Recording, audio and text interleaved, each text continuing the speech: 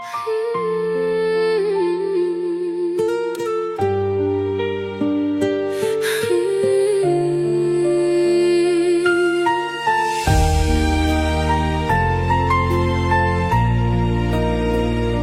នខំថែបងខំធ្វើគ្រប់យ៉ាងដើម្បីស្នេ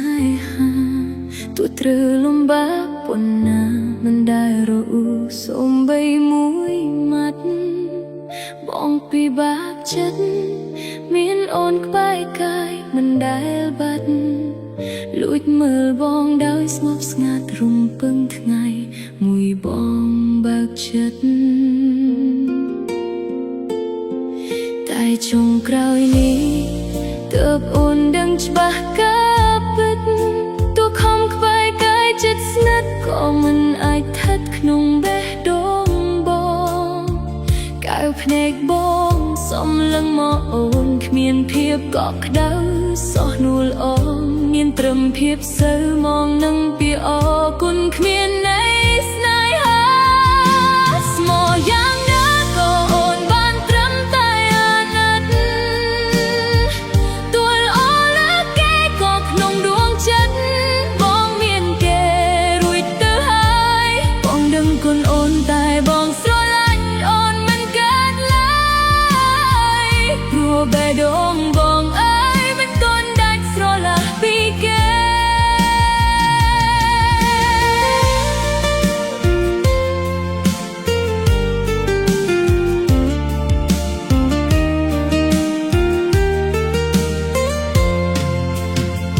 អូនឈប់រារែកឈប់ដើរចូលជាច្រែកផ្លូវបងឈប់ធ្វើជាស្រមោលប្រឹងឆ្លងតាមថែបងទាំងដឹងថាខុសក្តីស្រឡាញ់របស់អូនមិនអាចឈ្នះចិត្តមនុស្សប្រស្មោសំដកខ្លួនថយទាំងអស់យកចិត្តរបួសនេះទៅព្យាអូនបានត្រឹមតែអាណិតទួលអលើគេក៏ក្នុងដួងចិត្តបងមានគេ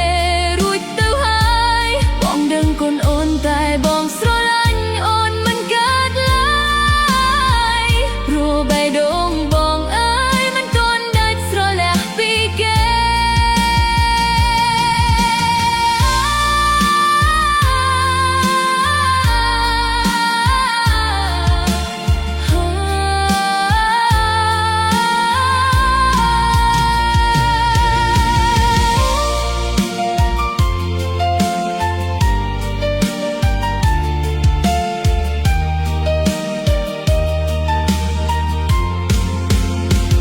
អូនឈប់ប្រឹងដណ្ដើមកន្លែងមួយនោះពីគេហើយលាហើយក្តីស្រឡាញ់តែបានត្រឹមតែភាពអាណិត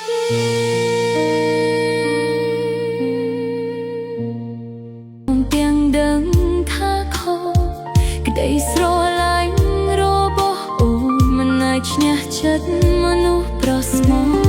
សំដកខ្លួនថយទាំងអស់យកចិត្ត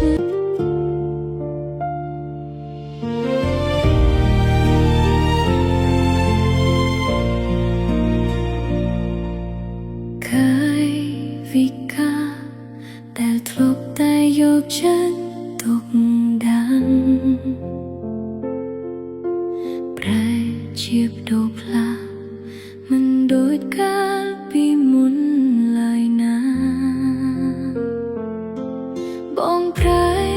គ្រប់យ៉ាងខុសពីពាក្យដែលបានសច្ចាឯណាទៅការសន្យាពេលនេះបាត់ទៅណាហើយបងលែងបារម្ភលែងខ្វល់ខ្វាយពីស្រីតួអូនយំរាល់ថ្ងៃក៏បងធ្មេចភ្នែកធ្វើកន្តើយបងរកលេសធុញទ្រាន់តាចេញមិនខ្វល់អូនវិលវ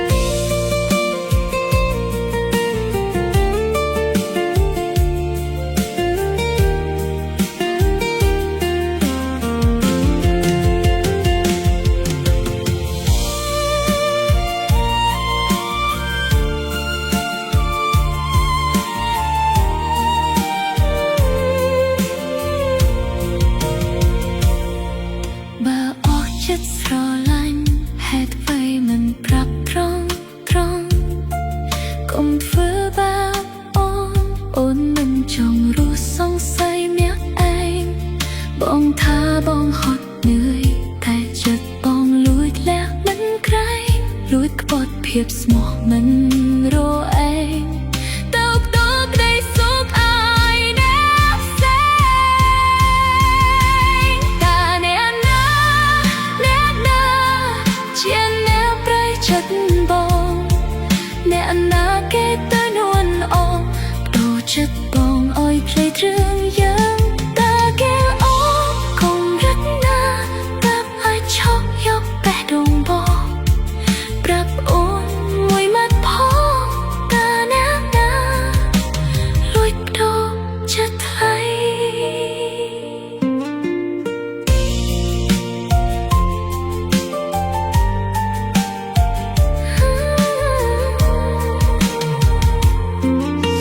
វាចូលបងប្អូនទាំងអស់គ្នាឃើញតែទៅហើយអាចនឹងឆ្ងល់ថាខាងបងប្អូនហេងចន្ទតែបានចុះមកជួបពិភាក្សាជាមួយនឹងបងប្អូនជាកសិករផ្ទាល់គឺការផ្ដល់នៅទំនុកចិត្តដល់បងប្អូនជាកសិករឲ្យជឿទុកចិត្តនិងស្ដាប់នៅការពិភាក្សាផ្សេងៗដែលបងប្អូនហេងចន្ទគាត់បានធ្វើការពិភាក្សាជាមួយនឹងបងប្អូនជាកសិករអ៊ំពូមីងទាំងអស់ដែលគាត់មាននៅបញ្ហាគុណវិបត្តិផលវិជ្ជមាននៃដំណាំភពផលរបស់គាត់មកពិភាក្សានិងដើម្បីកែខៃឲ្យដំណាំភពផលរបស់គាត់កាន់តែមានភាពល្អប្រសើរជាងមុនជាដើមការពិភាក្សានេះគឺផ្ដល់ជូនបងប្អូនជាកសិករដោយមិនយកតាមការវិឡោយហើយការផ្ដល់ឲ្យនោះគឺមានជីឬក៏គេដែលអាចជួយស្រង់នៅដំណាំបងប្អូនទាំងអស់គ្នាកាន់តែប្រសើរឡើងហើយមិនមាន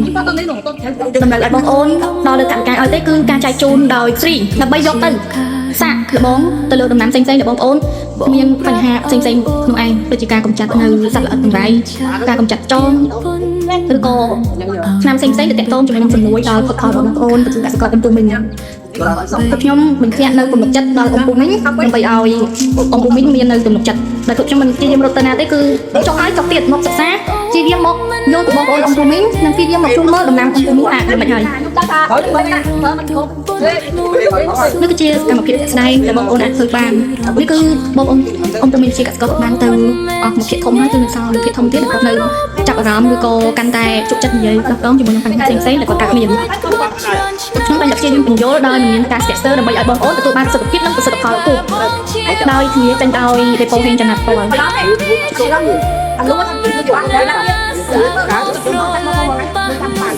សូមអរគុណបងប្អូនអរគ្នាបានស្ដាប់និងយកចិត្តដាក់នៅក្នុងការទស្សនារបស់បងប្អូនខ្ញុំចង់ដឹងបងទ្រាំបាន